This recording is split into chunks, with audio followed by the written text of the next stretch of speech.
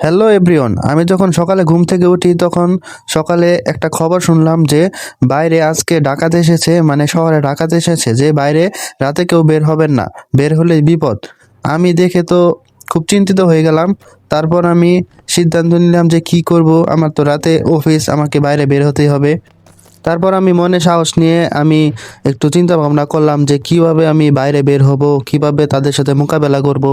কারণ আমাকে বাইরে যেতে হবে, কারণ আমার রাতের অফিস, নাইট ডিউটি, আমাকে তো বাইরে যেতেই হবে। তার জন্য আমি একটু ভাবলাম যে কি করে আমি ডাকাতদের প্রতিরোধ করব।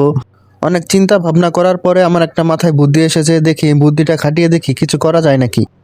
এখন প্রচুর রাত, এখন আমার অফিসে যাওয়ার সময়, এখন আমি সেই বুদ্ধিটা খাটাবো, দেখি তাদের আমি আটকাতে পারি নাকি। এখনই কিন্তু তারা বাইরে ঘোরাফেরা করছে ডাকাতরা, এখন আমি তাদেরকে দমন করার চেষ্টা করব, এই শহরকে বাঁচানোর চেষ্টা করব।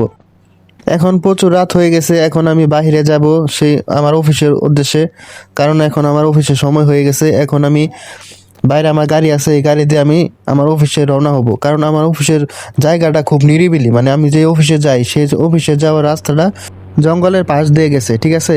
এখন আমি গাড়িতে উঠবো, গাড়িতে ওঠার পর আমি সরাসরি গাড়িটা স্টার্ট দিয়ে আমি সেই অফিসের উদ্দেশ্যে রওনা হব, কারণ আমার লেট হয়ে যাচ্ছে, তাড়াতাড়ি আমার যেতে হবে সেই অফিসে, ঠিক আছে। নাহলে বসে আমার হাজিরা কেটে দিবে, তাড়াতাড়ি আমাকে যেতে হবে। গাড়িটা স্টার্ট দিয়ে ফুল গিয়ারে ছেড়ে দিলাম। সো গাইস, আমি এখন আমার অফিসের উদ্দেশ্যে তাড়াতাড়ি রওনা হলাম, কারণ খুব সাবধানে যেতে হবে, যেহেতু সকালের নিউজটা খুবই বাজে। এখন শহরটা খুব নিরাপদ নয়, তার জন্য আমাকে সাবধানে যেতে হবে, ঠিক আছে। আমি আশেপাশে দেখে শুনে যাচ্ছি। এখন আমি শহরের বাইরে এখনো যাইনি, আমি শহরের মাঝখানে আছি। আমার অফিস এখানে শহর থেকে খানিকটা দূরে। আমি চেষ্টা করব তাড়াতাড়ি সেফে যাওয়ার জন্য, ঠিক আছে। আমি এখন সোজা যাব, সোজা গিয়ে বাঁ দিকে যাব। বাঁ দিকে যাওয়ার পর আমি সামনে আলো দেখতে পাচ্ছি। এই তো আমি শহর প্রায় ক্রস করে ফেলছি, এখন আমি সরাসরি যাব আমার অফিসে।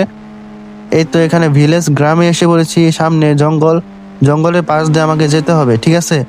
আমি আমি খুব ভয় আছি, মানে বুঝতে পারতেছি না কিভাবে যাব। হঠাৎ আমার গাড়িটা থেমে যায়, আমি ছিটকে পড়ে যাই, বুঝতেছি না যে কিভাবে কি হলো। তারপর আমি আশেপাশে তাকিয়ে দেখি কেউ নেই। গাড়িটা হঠাৎ থেমে গেল কেন, আমি গাড়ি চেক করে দেখি গাড়ি কিছুই হয় নাই, আশেপাশে কাউকে দেখতে পাচ্ছি না। হঠাৎ করে গাড়িটা থেমে গেল কেন, আমি অনেক ভয় পেয়ে যাই। তারপর আশেপাশে তাকিয়ে দেখি কেউ নেই, বুঝতেছি না গাড়িটা কিসের জন্য থেমে গেল।